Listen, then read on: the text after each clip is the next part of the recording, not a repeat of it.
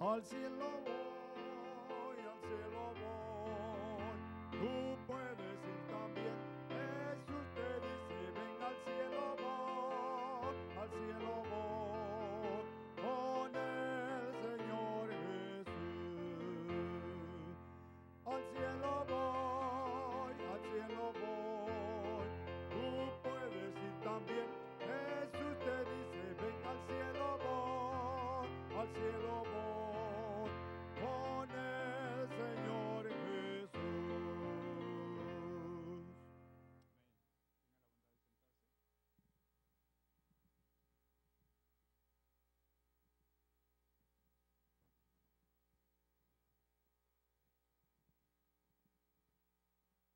Tenga la bondad de sentarse. Hermanos, buenas tardes. Dios les bendiga en esta tarde. Qué bendición una vez más estar aquí con ustedes compartiendo el mensaje que tiene Dios para nosotros. La verdad ya no sé qué más decirles.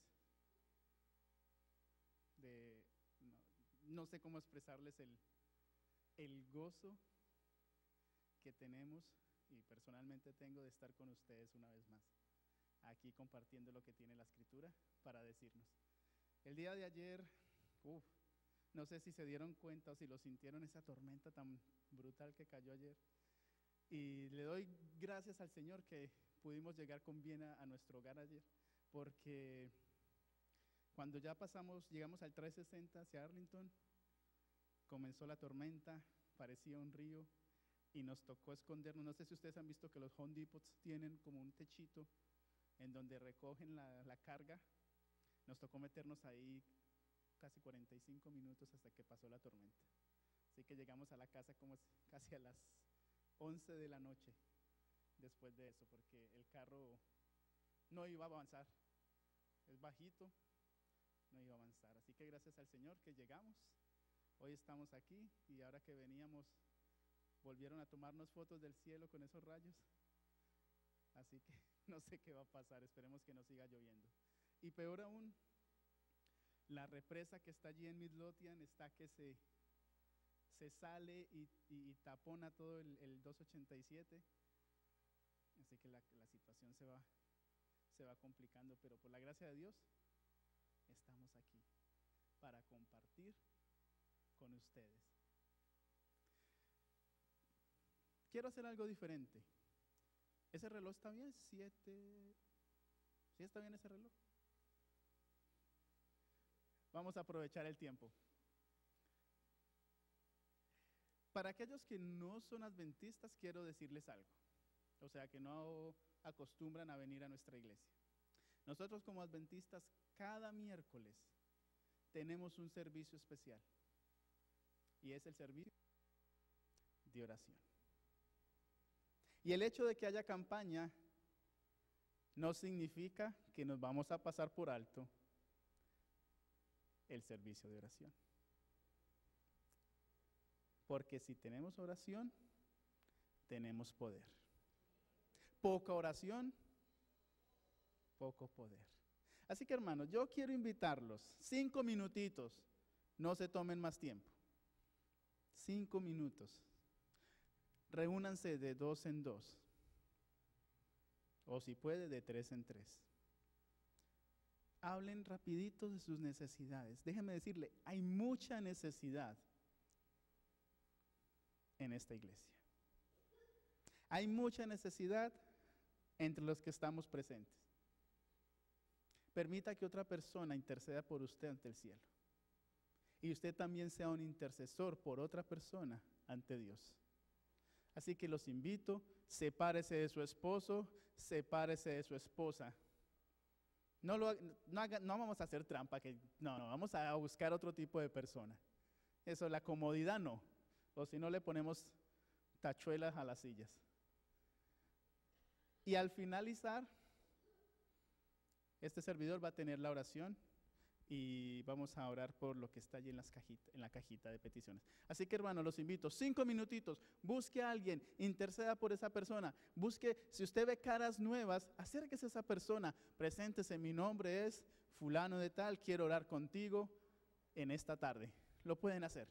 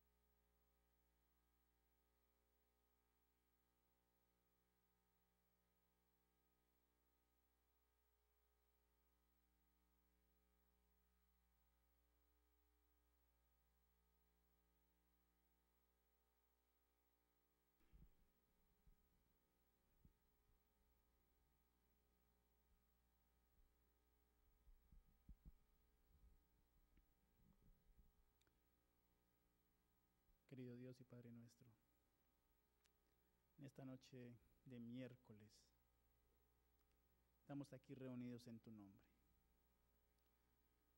Como tu santa palabra dice, donde estén 2 o 3 reunidos en tu nombre, allí estarás tú con ellos. Nosotros asimismo reclamamos esa promesa. Nos hemos reunido en tu nombre. Nos hemos dividido en grupitos de 2 y de 3 para intentar interceder los unos por los otros ante tu presencia. Tú has escuchado las peticiones de cada uno, así como también los agradecimientos. Padre, te pedimos que de acuerdo a tu voluntad se cumplan las peticiones que hemos hecho en nuestra vida. Solo tú sabes el motivo del por qué la respuesta es positiva o negativa, o por qué tenemos que esperar un tiempo. Ayúdanos a entender tus motivos. Ayúdanos a entender, a tener tu mente para poder comprender cuál es el mensaje que tú tienes para nosotros. Padre, así mismo, venimos ante ti para poner en tus manos las peticiones que están en la cajita de peticiones. Solo tú sabes, y aquel que escribió, entre la persona y tú, solo saben qué es lo que hay allí escrito. Ponemos estas peticiones en tus manos. Que se cumplan, se hagan o se lleven a cabo de acuerdo a tu voluntad. Padre, entre este pueblo hay gente que está pasando serios problemas. Problemas económicos, quebrantos de salud, problemas espirituales. Hay desánimo. Pero quiero pedirte en esta tarde que le hagas saber a cada una de esas personas que tú estás a su lado, que no te has olvidado de ellos y que en cualquier momento la respuesta va a ser con esperanza. También, Padre, quiero pedirte esta tarde que me uses en este mensaje, que sean tus palabras y no las mías, que cada palabra vaya sazonada con tu Santo Espíritu y que cada corazón aquí presente, desde el más pequeñito hasta el más grande, esté abierto, esté receptivo y haya sido tocado también por tu Santo Espíritu para recibirte. Sabes, Señor, que el único objetivo que tenemos hoy, el único objetivo por el cual hemos venido, es para enamorarnos más de ti. Ayúdanos. Toma cada carga, toma cada maleta, toma cada yugo aquí presente y ponlo allá afuera. Y que mis hermanos, esta familia maravillosa, se sienta tranquila, se sienta relajada, sientan sus espaldas ligeras en esta tarde para poder escucharte. Que no haya nada en la mente de nosotros excepto la atención que tú necesitas. Que no pensemos en ningún problema, que no pensemos en ninguna necesidad en este momento, por los próximos 40 minutos, que nuestra mente solo esté conectada contigo. Y lo pedimos en el nombre de Jesús. Amén y amén. Muy bien, hermanos, el tema de esta noche se titula El Cordero de Dios. El Cordero de Dios. ¿Quién será el Cordero de Dios? Jesús, ¿verdad? ¿Cómo lo comprobamos? Eso es lo que vamos a ver en esta tarde. ¿Cómo comprobar o cómo encontrar en la Biblia quién es el Cordero de Dios? ¿Sabían ustedes que la Biblia habla del día, la hora, el mes y el año de la muerte de nuestro Señor Jesús? ¿Sabían ustedes eso? ¿Sabían ustedes que la Biblia habla del día, la hora? O pongámoslo en orden: la hora, el día, el mes y el año. ¿Sabían ustedes eso? No estamos en Semana Santa, pero hoy vamos a hablar de la hora, el día, el mes y el año en que nuestro Señor Jesús vino a dar la vida por ti y por mí. Vamos adelante. En las culturas aborígenes, no sé si ustedes lo han notado, que en la mayoría de culturas aborígenes o culturas indígenas, muchos de ellos utilizan los sacrificios para agradar a sus dioses. Otros utilizan los sacrificios para calmar la ira de sus dioses. Y los sacrificios van desde un animal, pasando por bebés humanos e incluso por adultos humanos. En algunas culturas se sacrifican jovencitas vírgenes para apaciguar la ira de los dioses. La Biblia nos habla de que el pueblo de Israel también tenía que hacer sacrificios. El pueblo de Israel, ¿qué sacrificaba? A ver, ayúdenme, que se me olvidó. ¿Qué sacrificaba el pueblo de Israel? Corderos, palomas, becerros, ¿qué más? Tórtolas, tortas, la harina que ellos mecían. ¿Qué más? ¿Qué más? Bueyes, toros. Esos eran los animales que usaba Israel en los sacrificios. Pero Dios proveyó para nosotros el mayor sacrificio que se ha dado, y fue la muerte de su Hijo Jesús. El mayor sacrificio. Ni todos los sacrificios de los animales se pueden comparar al sacrificio que hizo nuestro Dios por nosotros. Nada se puede comparar a eso. Durante la semana hemos estado también estudiando la muerte de Jesús, cómo será su segunda venida, etcétera, etcétera. Pero les repito, como lo dije ahorita, hoy vamos a entender el día, la hora, el mes y el año en que nuestro Señor Jesús vino a morir por la humanidad. Resulta, mis amados, que Dios le da a Israel instrucciones, lástima que por las luces casi no se ve el video, de construir un santuario. Los adventistas somos expertos en el santuario.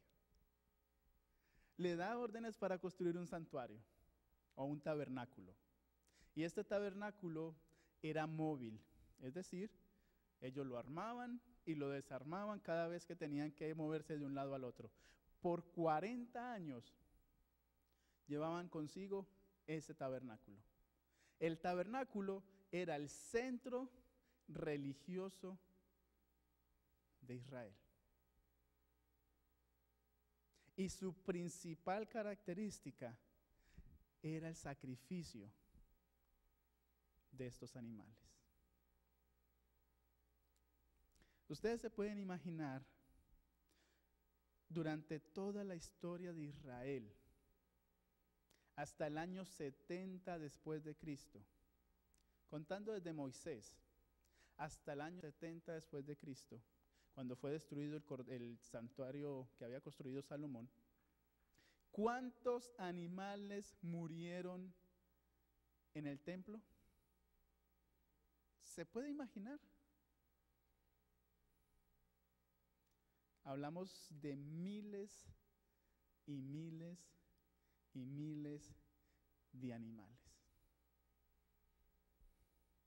Porque en Israel, déjeme decirle, que Dios había estipulado que diariamente se sacrificaban, había 2 sacrificios. Y si estoy mal me corrigen. Un sacrificio matutino y uno vespertino. ¿Correcto? Había estipulado que el 14 de Nisan se celebraría la Pascua y en la Pascua tenía que morir un cordero.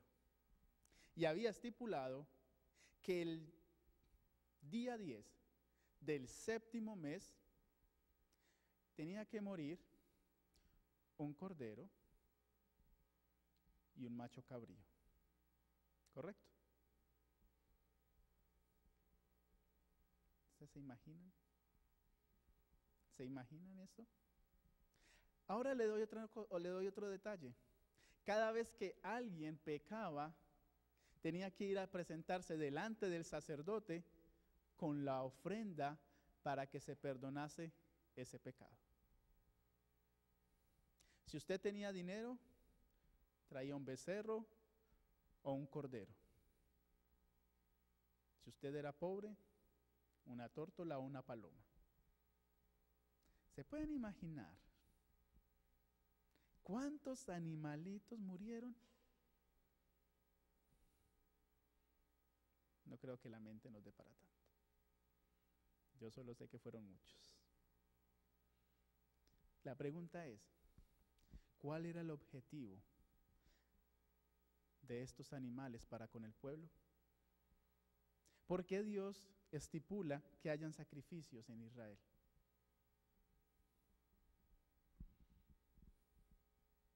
¿Qué creen ustedes, mis amados? ¿Qué creen ustedes? ¿Por qué Dios permitió o estipuló esto? ¿Se lo ha preguntado? La Biblia tiene una razón para todo, ¿verdad? La Biblia siempre nos da la razón para todo. Vamos a leer Romanos 6:23. Romanos 6:23 dice, porque la paga del pecado es muerte. Si usted y yo pecamos, se supone que vamos a morir. En días pasados, hablamos cuando Adán y Eva cayeron. No sé si recuerdan que entonces, antes de que Eva comiese, Dios les dijo que si comían del árbol, iban a morir y iba a ser una muerte literal. Pero Dios no permite que su creación muera. En lugar, pone un sacrificio en lugar de ellos. Ahí es cuando aparecen Adán y Eva vestidos de pieles de animales. La Biblia decía que ellos iban a morir. La palabra de Dios decía, van a morir literalmente. Y no murieron. ¿Por qué? Porque Dios hace que Adán busque un sustituto para esa muerte. Incluso a pesar de que el hombre y la mujer cayeron, Dios los amaba tanto que les entrega una solución a su pecado. Y entonces allí en el Edén, o más bien fuera del Edén, se ejecuta el primer sacrificio de la historia.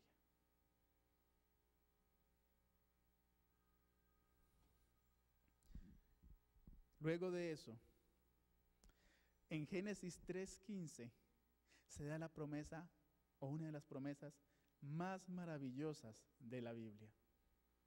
¿Recuerdan esa promesa? ¿Quién recuerda la promesa de Génesis 3:15? Enemistad pondré entre ti y la mujer, entre su simiente y la simiente de ella. Él te pisará la cabeza. ¿Y tú qué? Le herirás solo el talón. Dejémoslo en el talón, en el tobillo, porque es otra palabra que ponen allí. Calcañar está como difícil. En el tobillo, en el talón de Aquiles. La primer promesa mesiánica que se encuentra en la Biblia. Es por eso que esos sacrificios tenían un objetivo para el pecador. El primero era para que el pecador supiera que había un sustituto. Usted se puede imaginar, mi querido, ¿quién tiene mascotas aquí? Usted se puede imaginar que Dios le ordene sacrificar a su mascota para redimir su pecado. Mi esposa dice, yo me pierdo.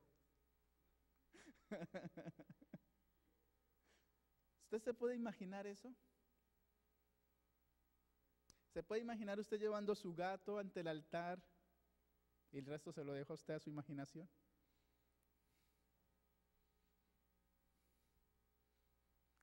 ¿Saben cuál fue el problema con Israel? Que eso se volvió tan común que ya no les importaba llevar un corderito a matarlo. Se volvió tan común pecar que parecía la Edad Media cuando se vendían las indulgencias. En las indulgencias, ¿lo recuerdan? ¿Alguien recuerda las indulgencias? Yo te vendo una indulgencia por $100, ya con eso puedes ir a hacer tu pecado. Pero $100 está costosa, ¿no? Deme una de 10. Ya el pueblo de Israel había llegado a tanto que no les importaba matar un cordero, un toro, no les importaba. Pero Dios había dejado ese corderito o ese animal como un sustituto para redimir el pecado. El segundo punto del objetivo del corderito, del animalito, es que era mostrarnos a nosotros que no tenemos que hacer nada para que nos perdonen el pecado. ¿Me explico? No sé si ustedes han visto personas que se van pagando una penitencia de aquí hasta Joypool Lake de rodillas.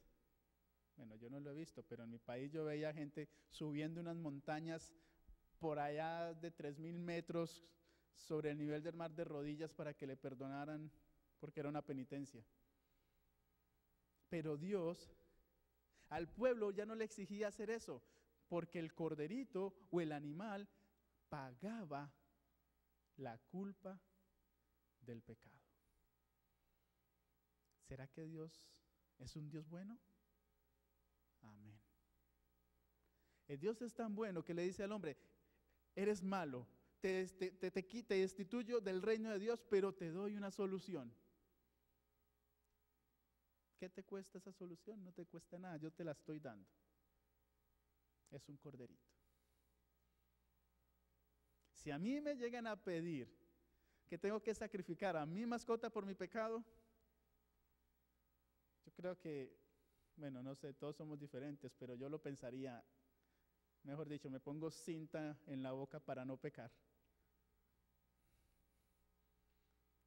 Pero el pueblo se había vuelto duro. No le importaba matar animalitos. Y no comprendieron, mis amados, que ese corderito apuntaba a un hecho concreto al futuro. Ellos no entendieron que ese corderito era una figura, era un símbolo de algo que iba a suceder en un futuro. Ahora, yo te pregunto algo. En el Antiguo Testamento, ¿la gente se salvaba por obras o por fe? ¿Por obras o por fe?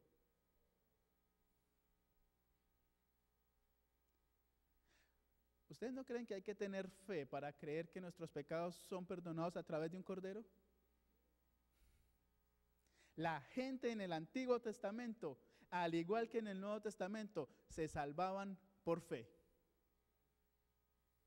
Porque la fe era depositada en que Dios iba a perdonar un pecado a través del sacrificio del cordero. Eso es fe. lo mismo que en el Nuevo Testamento.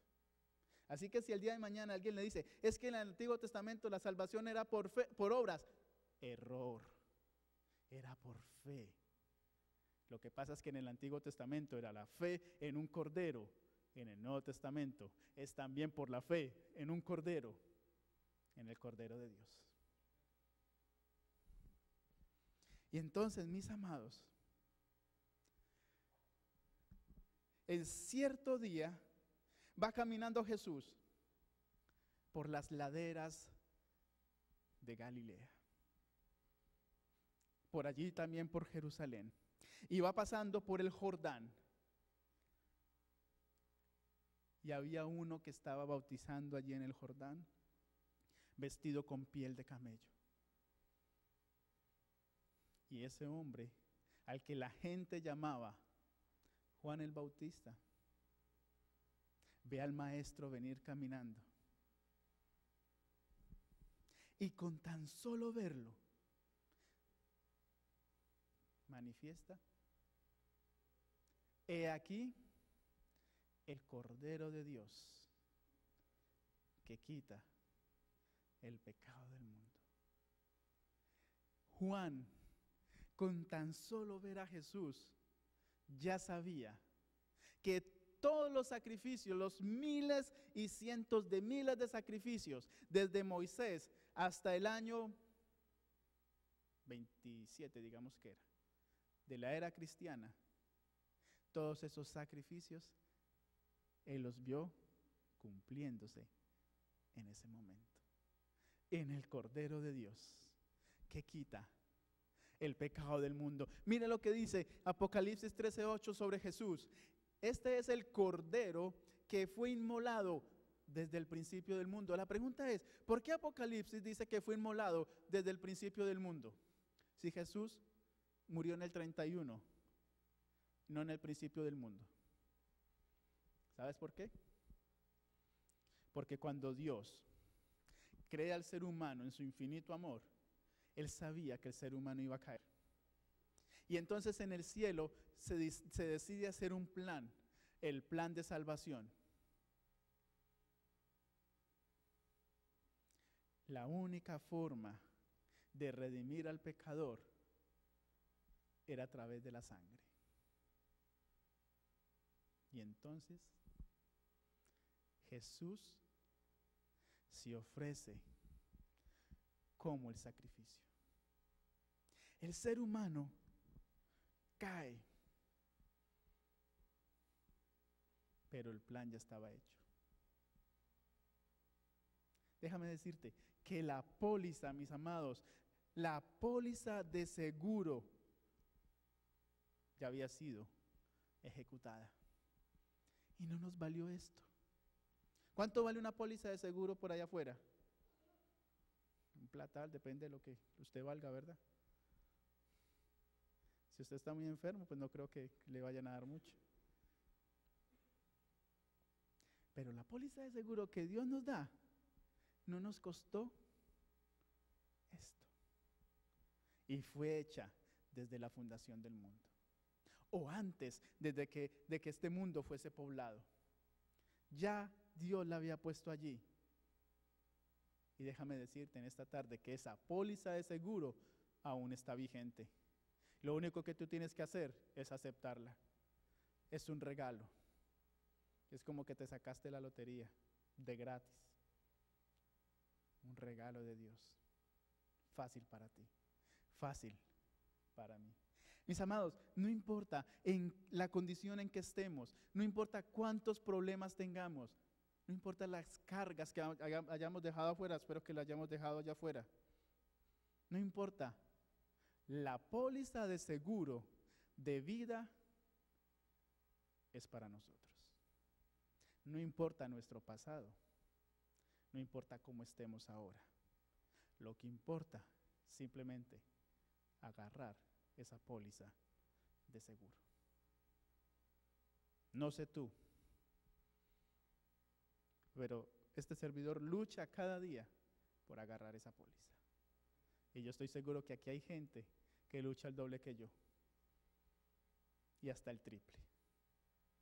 Así que alabado sea el Señor, porque todos estamos en el camino correcto hacia Canaán.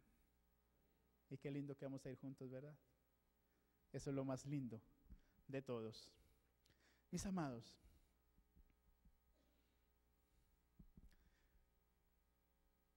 a pesar de que tú y yo pecamos, ya no somos culpables.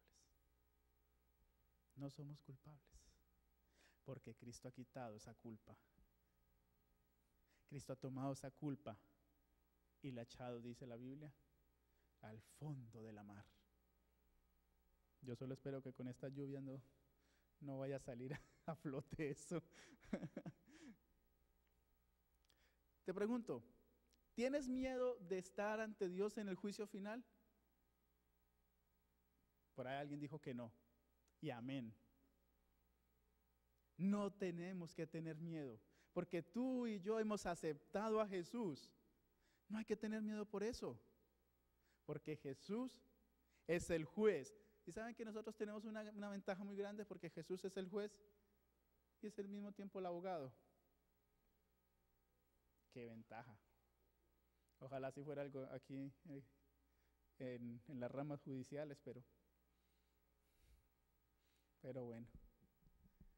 ¿Qué ventaja tenemos tú y yo al saber que nuestro abogado es el mismo juez y que lo más fácil es estar al lado del juez, estar del lado del abogado, estar como dirían por ahí, en la jerga humana, estar en la rosca de Dios? ¿Saben qué es la rosca, verdad? En los grupitos. Es mejor estar del lado de los que mandan en los grupitos que estar afuera. Lo mejor es estar al lado de Jesús. Mire lo que dice. Al que no conoció pecado, por nosotros lo hizo pecado, hablando de Jesús, para que nosotros fuésemos hechos justicia de Dios en Él. No hemos hecho nada. Dios todo lo hizo por nosotros. Nuestro pecado lo pone en Jesús. Y a través de Jesús somos hechos justicia. Eso es fácil. ¿Qué ecuación más fácil tenemos nosotros? ¿Tenemos esperanza de vida eterna? Amén. Amén, mis hermanos. Vamos a meternos ya de lleno en el tema que es. Esto fue la introducción para que quede claro que el Cordero de Dios está con nosotros. Te hago una pregunta antes de pasar a analizar el tema de la noche. No nos vamos a demorar mucho. Pero la pregunta es, Dios está con nosotros, Jesús, el Cordero de Dios, está de parte de nosotros. La pregunta es, ¿estás tú de parte de Él? Quiero que abran sus Biblias en Daniel capítulo 9. Daniel capítulo 9. En Daniel capítulo 9 se registra una de las profecías más impactantes, más espectaculares, más maravillosas. Daniel capítulo 9. Una profecía dada hace 500 años, o más bien 500 años antes de que Jesús viniera a este mundo. Déjame contarte que en Daniel capítulo 9, el profeta había recibido hace tiempo una visión, y el profeta en la visión veía como un cuerno pequeño, si no mal estoy, hablamos del cuerno pequeño el sábado en la tarde, como ese cuerno pequeño mataba a los santos, intentaba cambiar los tiempos y la ley. En Daniel 8 se alargan más los detalles. Dice que intentaría atacar al santuario. Y entonces Daniel escucha a unos santos, a unos ángeles hablar. ¿Hasta cuándo iba a suceder esto de la prevaricación contra el santuario? y contra el sacrificio, y entonces, perdón, contra el continuo, y entonces allí se dice hasta 2300 tardes y mañanas, entonces el santuario será purificado, y Daniel no entiende la visión, y Daniel se enferma. Y al siguiente capítulo, en el capítulo 9, Daniel expresa que él sigue mal porque no entiende la visión. Y ya han pasado aproximadamente unos 5 años, pero Daniel sigue sintiéndose mal debido a eso. Después se pueden imaginar la situación de Daniel, 5 años esperando que le interpreten aquella profecía, aquella visión, y nadie lo hace. Y Daniel entonces en el capítulo 9, él cae de rodillas y comienza a orarle a Jehová. Y él comienza a orarle a Elohim y comienza a orarle a Dios y ora, y ora, y ora. Y déjame decirte que cada vez que yo leo la oración de Daniel, me sorprendo más y más, porque Daniel era un santo de Dios. Y Daniel está allí humillado, pidiendo perdón por todo el pueblo y por él mismo. Y mientras Daniel ora y ora y ora, de repente siente que alguien se le acerca y le toca el hombro. Y cuando él voltea a mirar, era aquel varón llamado Gabriel. Y Gabriel le dice: mira, Daniel, antes de que tú empezaras a orar, ya había sido contestada tu oración. Antes que empezaras a orar, ya había sido contestada tu oración. ¿Te imaginas que Dios te diga eso esta noche? Antes que tú empezaras a orar, ya tu oración fue contestada. Antes de que pusieras la petición en esa cajita, tu oración ya fue contestada. ¿Sabes por qué? ¿Qué le dice Dios a Daniel? ¿O qué le dice Gabriel a Daniel? ¿Por qué tu oración fue contestada? ¿Qué le dice? Porque tú, oh Daniel, ¿no saben? Porque tú, oh Daniel, allá arriba, eres muy amado. Y es lo mismo que Dios te dice hoy en esta tarde. Tu oración ya fue contestada porque tú arriba eres muy amado. Ese es el mensaje que tiene Daniel 9 para ti. ¿Y por qué eres muy amado? Porque Dios te escogió. Porque tú estás aquí, porque Dios te trajo. Porque tú podías escoger otro lugar donde estar, pero estás aquí escuchando su palabra. Eres muy amado. Y luego, Gabriel le dice: también he venido a explicarte la visión. Y yo me imagino a Daniel ilusionado porque va a entender la explicación de las 2300 tardes y mañanas. Y de repente le explican otra cosa. Leamos. Daniel 9:24. 70 semanas están determinadas para tu pueblo y sobre tu santa ciudad. 70 semanas, mis amados. ¿Qué significará eso de las 70 semanas? Ustedes se pueden imaginar ya a Daniel haciendo conjeturas en su cabeza. 70 semanas para mi pueblo, para Jerusalén. ¿Qué va a pasar? En ese tiempo Jerusalén estaba destruida. En ese tiempo en Jerusalén no había nadie porque los babilonios se los habían llevado todo. 70 semanas sobre tu pueblo. 70 semanas son alrededor ¿de cuántos meses? ¿Quién sabe matemáticas? Aquí rápido. Se demoraron mucho. 16 meses aproximadamente. 16 meses. Pero resulta, mis amados, que si fuera literal, 16 meses pasaron muy rápido para el pueblo y todavía estaba en Babilonia. Así que las 70 semanas tenían que ser simbólicas, proféticas. Es allí cuando nosotros abrimos la Escritura, comenzamos a buscar, ¿en dónde será que nos dice que la conversión de día por año? Por ejemplo, en Números 14:34, un año por cada día. Luego en Ezequiel 4:6, día por año te lo he dado. Es decir, Dios pone una conversión matemática que no se encuentra en ningún libro, ni de algoritmos, ni de álgebra, ni nada. Solo en la Biblia. Día por año te lo he dado.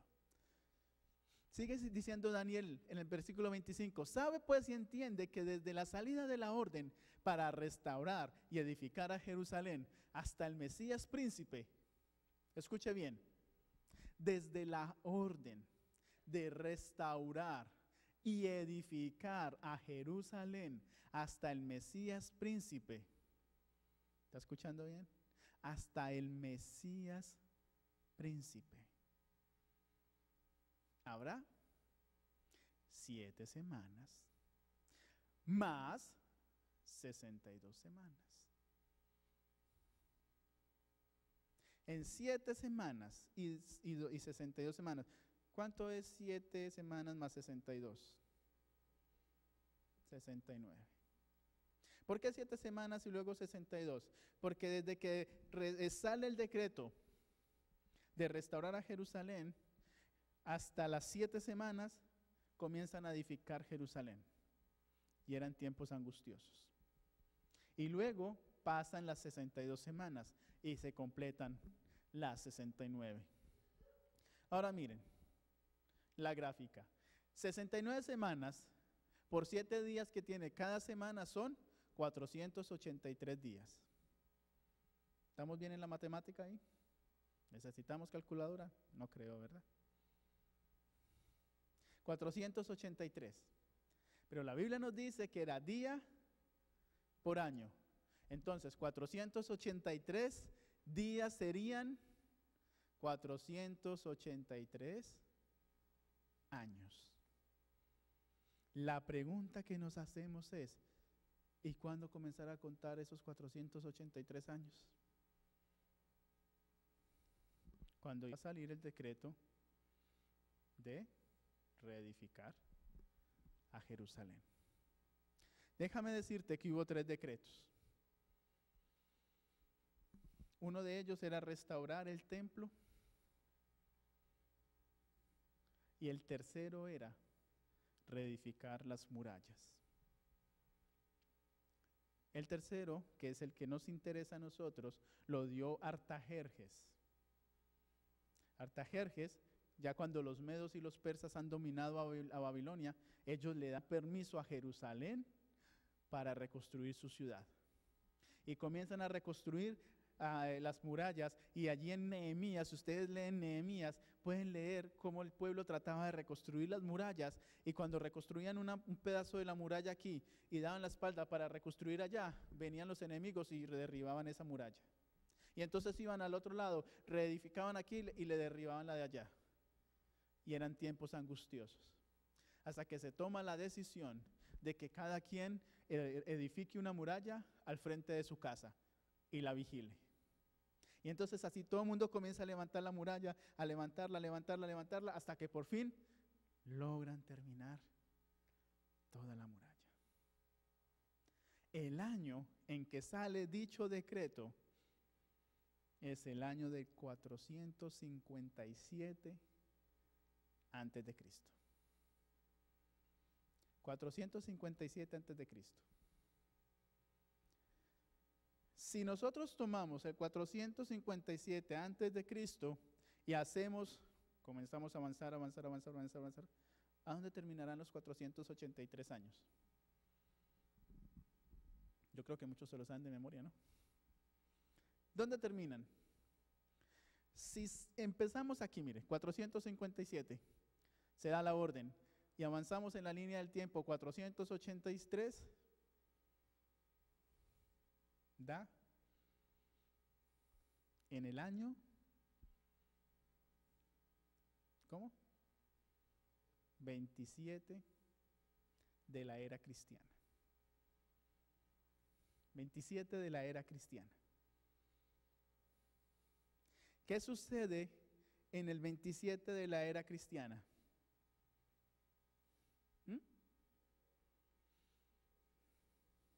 Cuando Jesús llega a donde Juan el Bautista en el Jordán y es bautizado.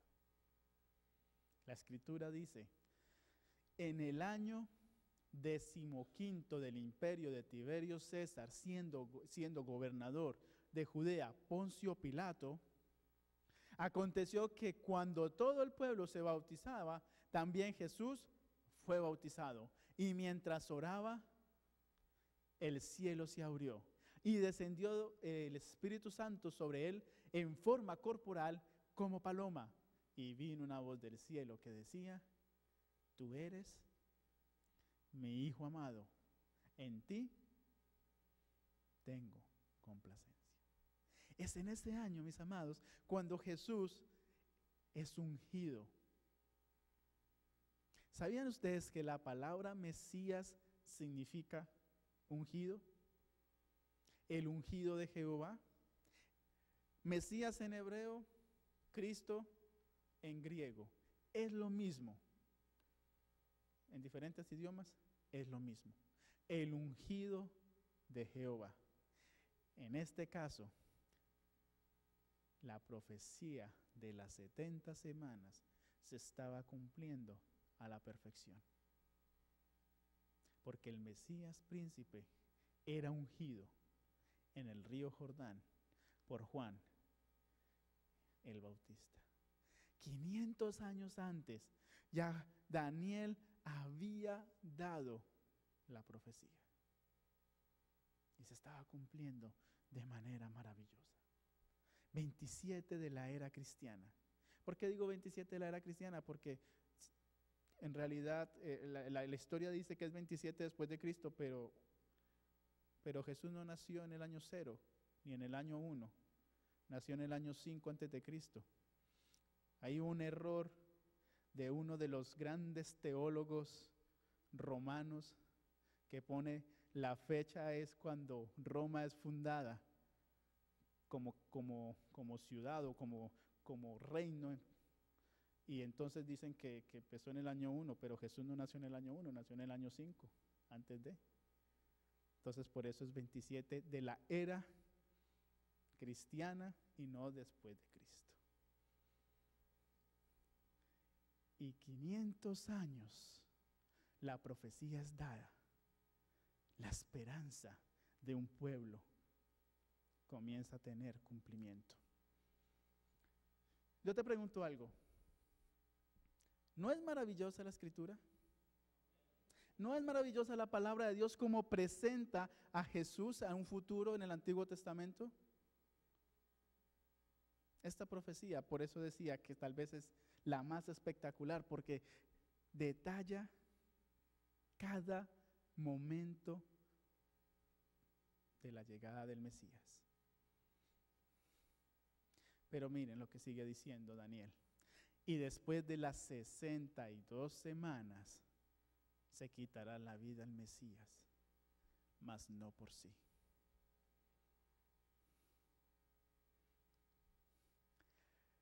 Romanos 5:8. Mas Dios muestra su amor para con nosotros, en que siendo aún pecadores, Cristo murió por nosotros. Jesús no se quita la vida por sí mismo, se la quitan. La profecía de Daniel seguía arrojando datos exactos. Ya tenemos el año de su ungimiento, 27 después de Cristo, ¿correcto? O después de la era cristiana. Con una precisión. Hermanos, estamos hablando de 500 años antes. Y Daniel ya está escribiendo dicha profecía. Dígame si no es una precisión lo que está haciendo Daniel, guiado por el Espíritu Santo. Sigue diciendo la Biblia. Y por otra semana confirmará el pacto con muchos. A la mitad de la semana, ¿qué iba a hacer? Hará cesar el sacrificio y la ofrenda. Después de las 69 semanas, queda una semana más para las 70. Si hacemos la conversión de una semana de día por año, ¿cuántos años son? Son 7 años. Es decir, a la mitad de esos 7 años, 3 años y medio, se le iba a quitar la vida al Mesías. Pregunto, después de que Jesús es ungido por Juan el Bautista, ¿cuánto tiempo dura el ministerio de Jesús? 3 años y medio. ¿Es precisa la profecía? ¿Es preciso lo que nos está diciendo Daniel? 3 años y medio después, mis amados, se cumple esto, que haría cesar el sacrificio y la ofrenda. Miren lo que dice Pablo. Esto es tremendo, mis amados. Y se los voy a explicar. Aquí Pablo dice, nuestra Pascua, que es Cristo, ya fue sacrificada por nosotros. ¿Por qué Pablo dice esto? Se los voy a tratar de poner rápido en un contexto, así. En Éxodo 12, la última plaga de Egipto, ¿cuál era? La muerte de primogénitos. Entonces Dios le dice a Israel, el día de hoy se va a celebrar Pascua en mi pueblo. ¿Estamos ahí? En realidad se lo dice días antes, pero para tratar de ponerlo rápido en el contexto. El día de hoy se va a celebrar Pascua. La Pascua se va a celebrar el día 14 de Nisan. El día 10 días antes del 14 de Nisan, Nisan era el primer mes hebreo, porque ya no lo es, ya lo cambiaron, pero religiosamente es el primer mes hebreo. Ese día, ese mes, el 14 de Nisan, iba a morir un cordero, pero que tenía que haber sido preparado 10 días antes por cada familia, por cada casa. Entonces ellos preparaban el cordero 10 días antes, llegaba el 14 de Nisan, ese 14 de Nisan, entre las 2 tardes, tenían que matar al cordero. Las 2 tardes, déjame decirte, que la primera tarde empezaba ¿a qué hora? A la 1 de la tarde. La segunda tarde empezaba a las 6 de la tarde. ¿Cuál es la mitad de las 2 tardes? Las 3 de la tarde más o menos. ¿Estamos en ese punto? Entre las 2 tardes. Entonces ellos en ese momento, antes de que apareciera el ángel de Jehová para matar a los primogénitos, sacrifican ese cordero y con la sangre tienen que untarla en los marcos de las puertas y en los dinteles. Cuando el ángel de Jehová pasase a medianoche, iba a ver y la puerta iba a estar marcada y seguía de largo. Si la puerta no tenía aquella marca, allí entraba el ángel de Jehová y el primogénito se llamaba.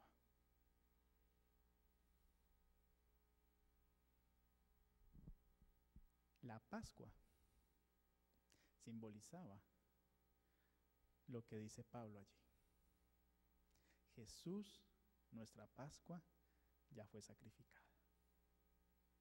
La Pascua nos dice a nosotros el día, la hora y el mes en que Jesús iba a morir.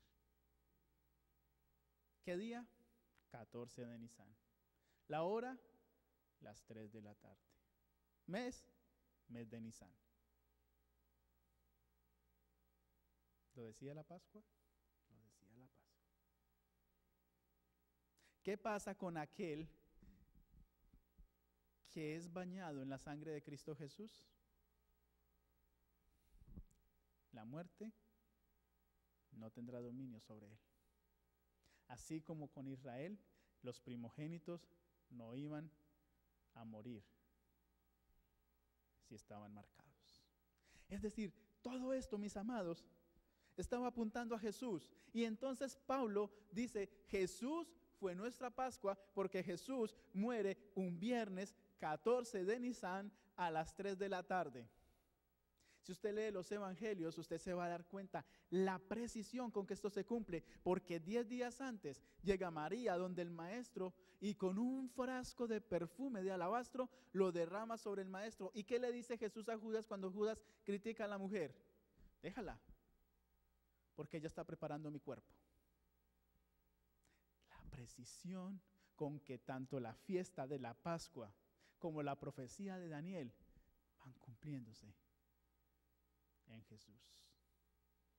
Ahí es cuando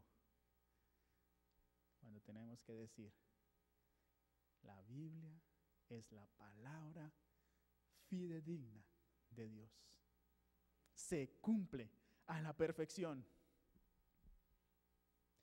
Esto significa, mis amados, que todos los sacrificios que hacía Israel apuntaban al mayor sacrificio, que era la muerte del Mesías, por ti y por mí. Los corderos, los terneros, las tórtolas, los palomos, todo era símbolo del Hijo de Dios que iba a morir en una cruz. Déjame ponértelo en esta perspectiva. Esta mujer está viendo la imagen de su esposo. Su esposo se va de viaje a cada rato. Va al mar, se va en su barco y se está yendo y se está yendo y se está yendo. Casi nunca lo ve, pero ella lo ve a través de la imagen. De repente,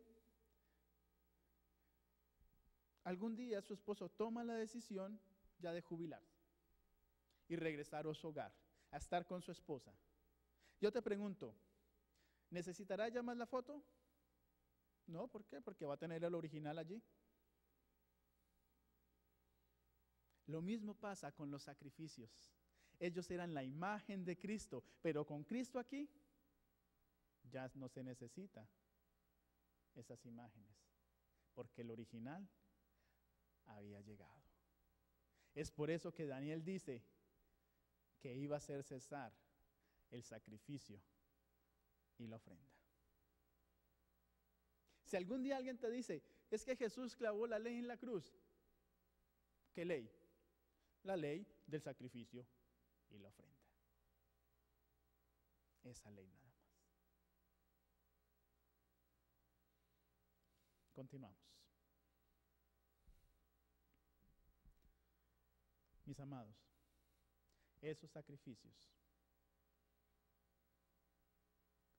eran el símbolo, la imagen, la figura de nuestro Señor. Haciendo un resumen rápido, tenemos que Jesús, entonces la profecía dice que a las 69 semanas iba a ser ungido el Mesías príncipe, 27 de la era cristiana. Iba a confirmar el pacto con muchos, pero a la mitad, en una semana, la última semana, a la mitad de la semana iba a ser muerto, no por sí, lo iban a asesinar, iba a hacer cesar el sacrificio y la ofrenda, lo hace cesar porque ya no necesitamos la sangre ni de toros, ni de ovejas, ni de nada.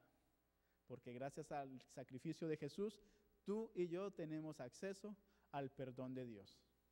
Hasta ahí la profecía es clara. Pero resulta, mis amados, que quedan 3 años y medio en el aire. ¿Qué sucede en esos 3 años y medio? ¿Qué sucede en esos 3 años y medio?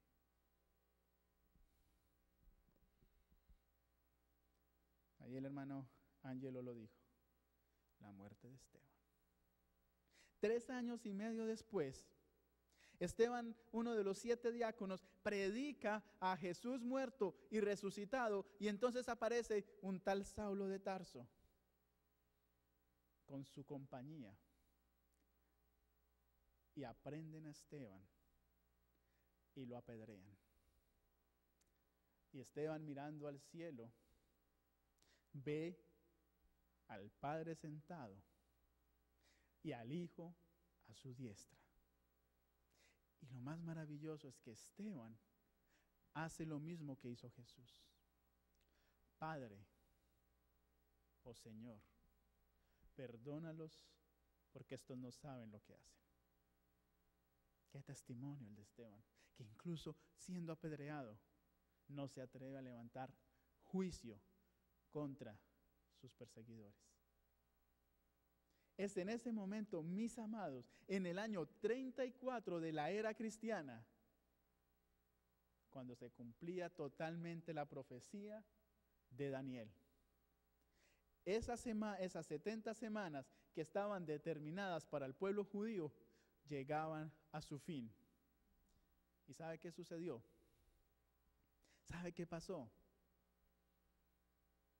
Que Dios levanta al campeón de los fariseos, al campeón de los judíos, al campeón de los sacerdotes, a ese que perseguía al pueblo cristiano. Dios lo recluta para que haga su obra. Y entonces el famoso Saulo de Tarso pasa a ser llamado Pablo, apóstol de Jesucristo. Y el evangelio ya no es predicado a los judíos, es predicado a toda nación, tribu, lengua y pueblo. El pueblo judío, aquel que era depositario de todos los designios de Jehová, deja de ser el pueblo de Dios. Y los designios de Jehová son puestos al pueblo naciente, a la iglesia cristiana. ¿Se cumplió la profecía de Daniel capítulo 9? A la perfección se cumplió. Así que, mis amados, mira lo que dice Hechos 4.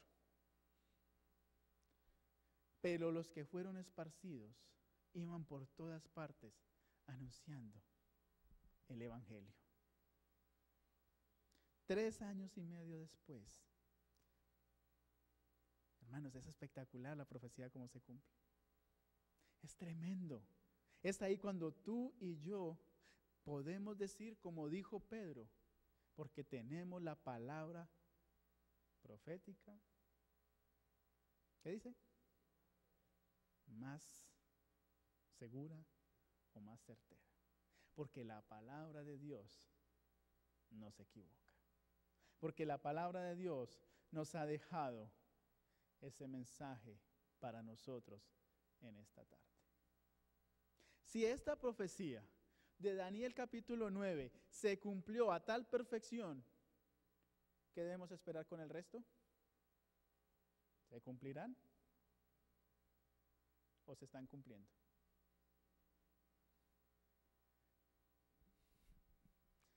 Mis amados, 500 años antes que Jesús viniera al mundo, Daniel lo predijo.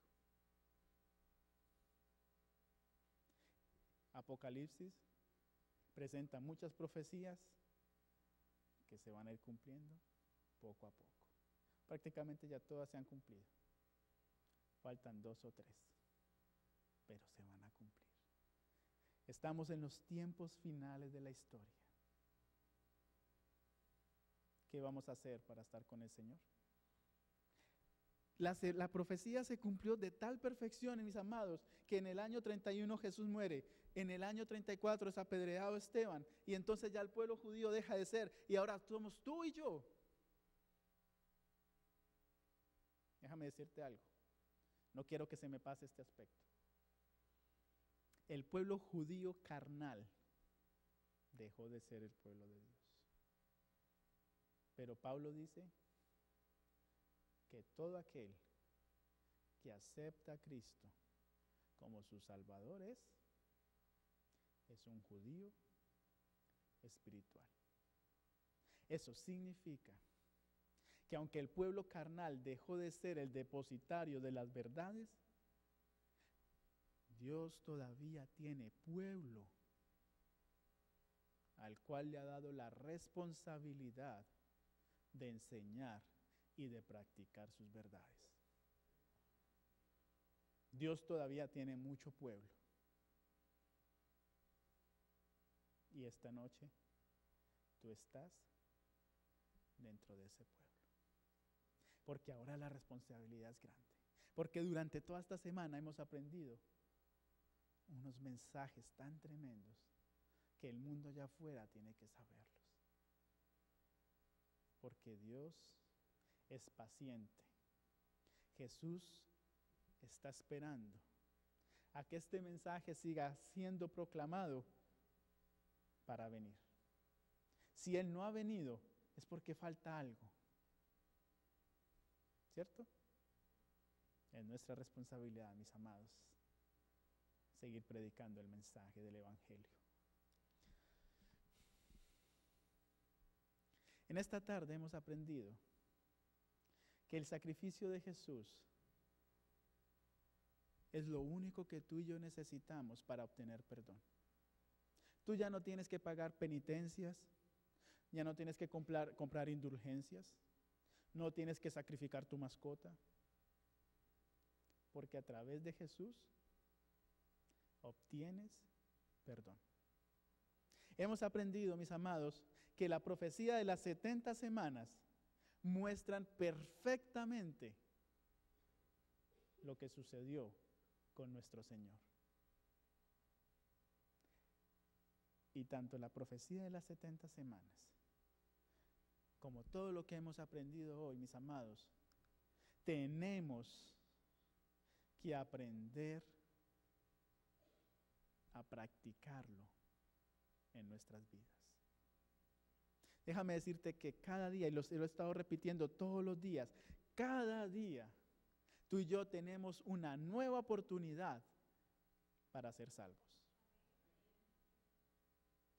Cada día que tú te levantes, aférrate de tu Salvador. Porque la profecía, mis amados, las profecías se irán cumpliendo. Porque la profecía dice que llegará el tiempo de persecución. Porque en la profecía se nos presenta que se levantarán fuerzas en este mundo que irán en contra de nosotros. Pero tú y yo hemos de estar firmes para recibir al Salvador, para mostrarle al mundo que Dios todavía tiene pueblo. Pero lo más importante, mis amados, lo más importante, ¿sabes qué es? Que cuando llegue el día del juicio, yo quiero que te lleves este mensaje. Mire todo lo que hemos estudiado hoy sobre el sacrificio de Jesús. Vimos un poquito de la fiesta de la Pascua, vimos Daniel 9 y las 70 semanas, pero yo quiero que también te lleves este mensaje en esta tarde. Cuando tú y yo estemos allí en el juicio y esté toda la corte celestial y esté el enemigo de las almas acusándonos, quiero que te lleves esto. Tú y yo estaremos allí como testimonio del poder transformador de Cristo. Eso es lo que tenemos que tener en cuenta. Somos sus testigos fieles. Mis amados, pregunto en esta tarde, ¿cuántos desean aceptar el sacrificio de Cristo en nuestras vidas? ¿Será que nos podemos poner en pie para orar? Si aceptamos a Jesús, ese sacrificio maravilloso. Durante todas las noches hemos estado haciendo un llamado.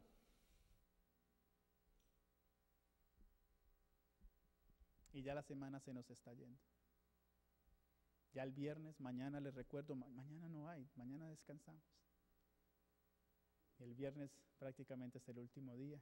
El sábado nos encontraremos aquí. Pero pues el sábado es un poco diferente. Prácticamente el final va a ser el viernes. Yo quiero aprovechar en esta tarde para tener una oración especial. Yo quiero invitar que pasen al frente aquellos que son los líderes de esta iglesia. Aquel que tiene algún cargo en la junta, que tiene algún ministerio. Yo quiero que esa persona venga al frente porque deseo orar con ellos. Así que te invito para que pases. Y mientras ellos van pasando, aquel que ha aceptado a Jesús y que desea aceptar a Jesús como su sacrificio hoy, que desea aceptar ese sacrificio y hacerlo parte de su vida, yo quiero, mi hermano, que tú cierres tus ojos también allí en el lugar donde estás y le hables a tu Señor y le digas que lo aceptas. No sé cuántos líderes hay, pero acérquense, que aquí la plataforma no muerde y yo no pellizco, así que acérquense y vamos a orar. Saben, hermanos, que esta iglesia tiene muchísimos líderes y estos líderes tienen que estar batallando, no solo por dirigir la iglesia, sino porque el otro los quiere atacar para que la iglesia de aquí se tambalee. Pero mis amados, ustedes tienen que saber eso. Ustedes tienen que saber que ustedes son el blanco perfecto para el enemigo. Porque si él logra que alguno de ustedes caiga, la iglesia va a sufrir. La iglesia se va a lamentar. Así que, mis amados, a luchar fuerte para que el enemigo no aproveche estas oportunidades. Vamos a orar. Querido Dios, en esta tarde hemos tenido el privilegio de aprender sobre las 70 semanas y tenemos el honor de que tú hayas tomado la decisión de sacrificar a tu Hijo por nosotros. No lo merecíamos, Señor. No merecemos tanta bondad de tu parte. Pero te damos gracias hoy. Gracias por haber tomado esa decisión. Porque sin esa decisión, ¿qué sería de nuestra vida? Pero te pedimos que nos ayudes a que cada día aceptemos ese sacrificio. Que cada vez que vayamos a cometer alguna falta contra ti, miremos hacia la cruz del Calvario. Que cada vez que miremos a Jesús en esa cruz, como el Cordero de Dios que quita nuestro pecado, menos deseemos ese pecado en nuestra vida. Padre, aquí hay un grupo de líderes de esta iglesia de King. Estos hombres y mujeres, tú sabes que ellos tienen sus luchas. Solo tú conoces sus corazones. Solo tú conoces sus debilidades. Pero el enemigo también las conoce, Padre. Y es por allí por donde él ataca. Algunos tenemos defectos de carácter. Algunos tenemos otro tipo de debilidades. Pero Padre, en esta tarde, este grupo de tus hijos, y en el nombre de Jesús, este servidor quiere poner este grupo de tus hijos en tus manos para que les des doble protección. Para que asimismo les des doble porción de tu espíritu. Que donde quiera que estos hombres y estas mujeres vayan, reflejen tu carácter. No permitas que ellos caigan, Señor. No permitas que ellos se tambaleen. Porque la iglesia de King puede sufrir. Y esta iglesia está aquí para hacer luz en todo este sector. Padre, te pido que mantengas estos pilares fuertes. Que si por algún motivo medio se descuiden, dales un pellizco para que reaccionen. Pero que estén pendientes de estar en comunión contigo. Porque esta iglesia los necesita. Esta iglesia no es de los pastores. Esta iglesia es de ellos. Porque ellos son los pilares. Y ellos son los que tienen que reflejarte a ti ante los demás. Bendice a cada uno de los líderes, aquellos que tampoco han podido venir por alguna razón. También a ellos, bendícelos, allí donde están en sus trabajos o en sus hogares. Sosténlos, Padre, no permitas que caigan. Nosotros como líderes tenemos dificultades, problemas. Uno de ellos es el carácter, Señor. A veces se nos sale ese mal carácter. O te pedimos que trabajes en él. Límpianos ese mal carácter e implanta tu carácter sobre nosotros. Padre, estos líderes también tienen cargas pesadas. Tienen familiares enfermos, problemas en sus hogares. pero con Cristo en nuestro hogar. Wow, qué protección vamos a tener. Así que Padre, de verdad, te pongo esta gente en tus manos. Bendícelos. Señor, tú sabes lo que ellos necesitan. Pero aparte de estos líderes, Señor, que han venido en esta tarde ante ti, para aprender más de ti, para acercarse más a ti, para sentir esa bendición de parte tuya. Aparte de ellos, allí atrás, en las bancas, también hay un grupo de personas que te necesitan.